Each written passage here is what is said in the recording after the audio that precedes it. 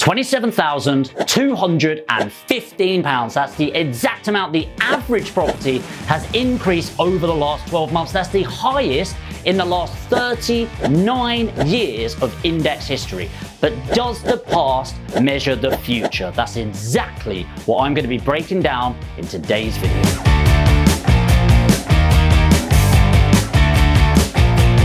There's some natural economics that come into the supply and demand of the UK property market that's never really going to go away. Worth mentioning, we are drastically undersupplied as a country and we have a huge amount of demand and we are reproducing like rabbits. So that is increasing on a near daily basis. But there are some other factors, including, and I have to mention it, the Ukraine and Russian conflict going on now, which I'm going to get to at the end of this video. So make sure to stay for this. So what are the components that we need to break down? One thing we are definitely seeing a lot of right now is an increase in the cost of living. And whilst wages have increased slightly, what everyone, myself, has to accept is that the living standard is going to drop. Like our quality of life has to drop over the next 12 to 24 months. It just is what it is. It sucks, I know, but you gotta do it. So we know that things are controlling this, like the things that's going on in Russia, and I'll talk exactly how that's impacting it in a moment. But the increase in fuel is skyrocketed, and utility bills, council tax, everything has gone up. They say inflation has gone to about 7.2% now, but don't know about you, I'm feeling it a lot more than that with the gas at 400% higher. My brother said the bills have gone up to £600 a month in his place from around 250. It's like, what are you on about? But why does that actually impact anything in property? Well, twofold. Number one, if you are a renter that was going to upsize, or you're a renter that lives in a bigger house already, your costs may now restrict you and place a constraint on where you can go. And so what this is likely to do is put pressure on the rental demand in the market of anything in that range of £500 to £600 a month, all the way up to around that £1,500 a month mark. In some areas, up north, for example, anything up to that £1,000 mark. So if you've got a rental in that £500 to £1,000 mark, you are likely to go and get a huge amount of demand for the rentals in that area. Now, how does that impact the property prices? Well, I'll tell you. So the way that this is going to work is if you've got an increased supply of rentals, that then makes it more appealing for investors to purchase. If it's more appealing from a rental perspective to purchase, you as the investor are willing to purchase for a higher price.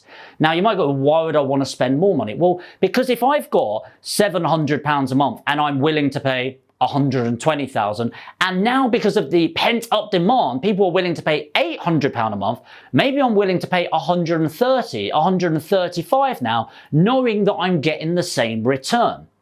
At the same time, in the buyer's market, the open market, the increased bills put pressure on people. And whenever there are external bill pressures, people tend to hold or downscale. So the people that were looking to sell the property to get a bigger house for their burgeoning family, maybe they're having a bit of doubts right now. Maybe they're saying, hey, I tell you what, let's maybe hold off for 6 months and see how this plays out. What does that do for the buy-to-let market? Well, it means there's a reduction in supply. What does it also do? People that have got the bigger houses, they go, look, this is just getting too much for us now. We need to sell the house and downsell. Maybe they've got their kids that have gone off to university. They were happy being in the house, but then it's like, well, we don't actually need this. It's too costly. Let's sell it and downgrade. What does that do? More pressure on that market. So my prediction over the next 12 months is, whilst I do think the market's going to slow in growth somewhat, I still think there's going to be so much pressure. And right now, the average property price is £278,000 in the UK. I think we're likely to see around an 8% increase as an average over the next 12 months from this video because of that pent-up supply-demand issue. Let's see if I'm right. So let's get back to that magic word, inflation. I don't know why I said it like that. Inflation shit, right? Or is it? It's not so good if you're looking to buy a property 6 months from now.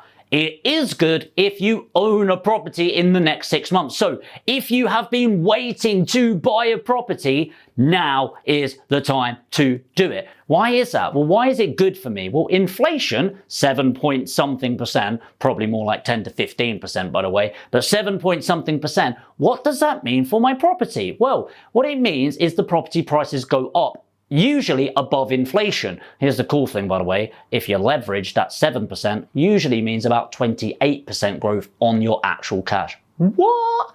Not the point for this video. However, why does it impact the property? Because the property is the property, right? Because everything else gets expensive. The cost of wood, timber, the cost of bricks, the cost of labor, the cost of everything that actually goes into making the house, the cost of land that is pretty pricey already, by the way. So if everything costs more at the beginning, it goes up. Okay, that is a dramatic impact that is going to be felt by all parties. So if you don't have a property but you're getting in, now is the time to be doing it, in my personal opinion. And if you don't own property and you're waiting another 12 months, you are going to be in a world of pain. But what about tax? See, tax is a lovely thing. I love paying tax. I want to earn more money for the sole purpose of giving it to the government to distribute in such a creative way. No, I'm joking. I hate tax. So do you, let's face it. I don't mind contributing, but did you know it's going up to 25% over the next few years? 25% corporation tax. It's like, go on, just do it to me. Just have a go, and then I'll say thank you for the benefit of it.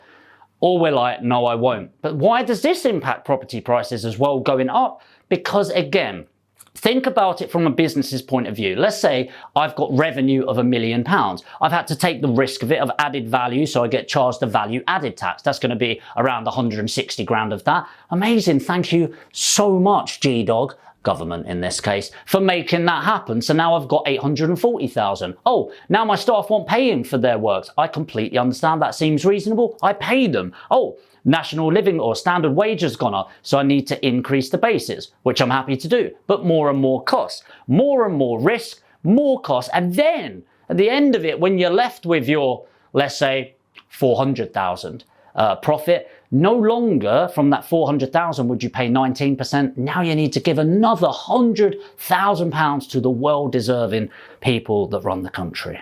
No sarcasm intended, I'm sure. So you give that away. That hurts. But what happens to the consumer? Whatever affects B2B businesses affects the B2C consumers.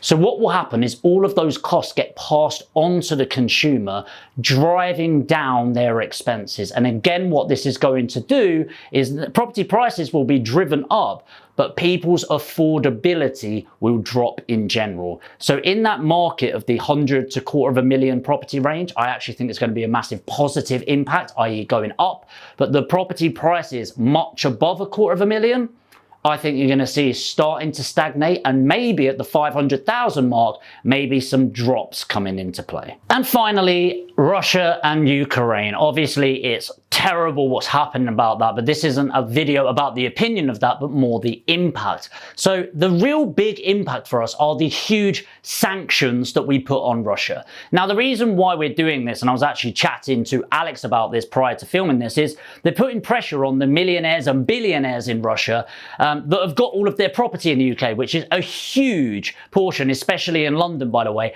by seizing their assets and absolutely shutting things down. The idea is for them to put pressure on Putin and sort it all out, right? But how does it impact us? Well, all of these sanctions massively increase utility prices, fuel, gas, electricity, and it increases the cost of food and therefore inflation. And again, this natural cost is going to put a lot of pressure on. And it's really hard to see exactly what way this is going to play out, because it will pan out over the next 6 to 12 months.